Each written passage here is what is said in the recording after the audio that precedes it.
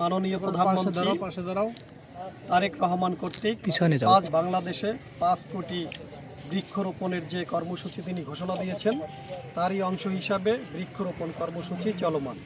এরই ধারাবাহিকতায় ঝালকাঠি জেলা পরিষদ থেকে জেলা পরিষদের সম্মানিত প্রশাসক তিনি এই কর্মসূচি বাস্তবায়নের অংশ হিসাবে ঝালকাঠির যত শিক্ষা প্রতিষ্ঠান আছে এবং বিভিন্ন সামাজিক সংগঠনগুলো আছে তাদের মাধ্যমে এই বৃক্ষরোপণ কর্মসূচি বাস্তবায়নের লক্ষ্যে আমি ঝালকাঠি সদর উপজেলার কোনাবালিয়া ইউনিয়নের আমরা আশা করি থাকবে এবং আমরা পর্যায়ক্রমে ছাত্রছাত্রীদের মাধ্যমেও এই